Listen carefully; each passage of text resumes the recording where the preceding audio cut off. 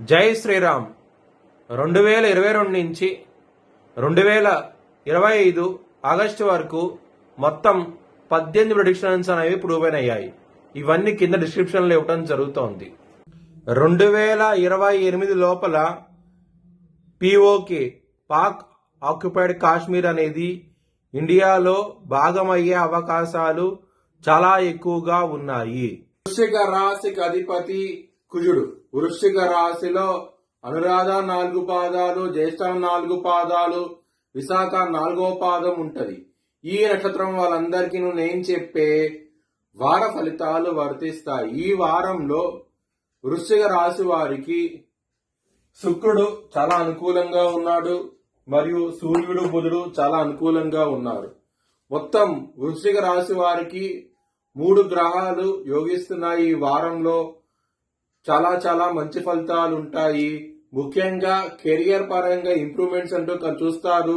ఈ వారంలో మీకు ప్రమోషన్స్ కానీ లేకపోతే వేరే కంపెనీకి జాబ్ ట్రై చేయాలనుకున్నా సరే ఈ సమయం అనేది చాలా అనుకూలంగా ఉంటది. హెల్త్ పరంగా మీకు చాలా అనుకూలంగా ఉన్నది. ఈ వారం అనేది ఎటువంటి ప్రాబ్లమ్స్ అంటూ లేవు. కానీ ఇక్కడ శని కుజ సంఘర్షణ జరుగుతోంది. దాని మూలంగా కొంచెం ఇబ్బంది పడే అవకాశం ఉన్నది. ముఖ్యంగా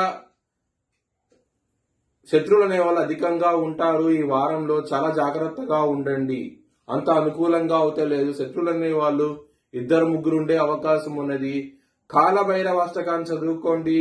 చాలా చాలా మంచి ఫలితాలంటూ ఉంటాయి. లవర్స్ కి ఈ వారం అనేది అంత అనుకూలంగా లేదు. మీకు పంచమ స్థానంలో శని గారు ఉన్నారు. కుజ దృష్టి ఉన్నది కాబట్టి మీ లవర్ కి లవ్ ప్రపోజ్ చేయకండి. రిజెక్ట్ చేసే అవకాశాలు చాలా ఎక్కువగా ఉన్నాయి ఈ వారంలో.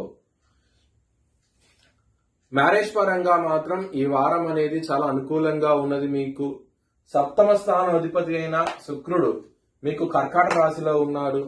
దాని మూలంగా మీకు మ్యారేజ్ పరంగా మాత్రం అనుకూలంగా ఉంటది. ఎవరైనా వివాహం కోసం ప్రయత్నిస్తున్నారో వివాహం కూడా కుదిరే అవకాశం ఉన్నది. ఈ వారంలో చాలా ఆనందంగా ఉంటారు.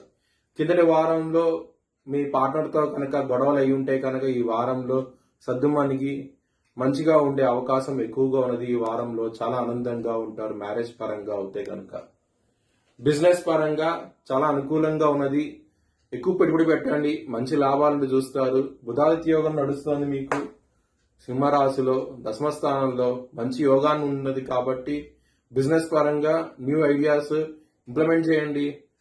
కలిసి వచ్చే అవకాశం ఎక్కువగా ఉన్నది ఈ వారంలో బిజినెస్ పరంగా అవుతే కనుక. దానం అనేది మీరు ఒక బ్రాహ్మణుడికి కానివ్వండి రైస్ దానం చేయండి, మంచి లాభాలంటూ చూస్తారు. ఈ వారంలో మాత్రం అన్నదానం చేయండి, ఇంకా మంచి ఫలితాలంటూ ఉంటాయి.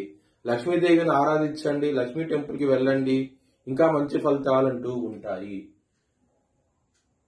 ఆదివారం రోజున మంగళవారం రోజున ముఖ్యమైన కార్యక్రమాలు స్టార్ట్ చేయకండి, ఇబ్బంది పడే అవకాశం ఉన్నది.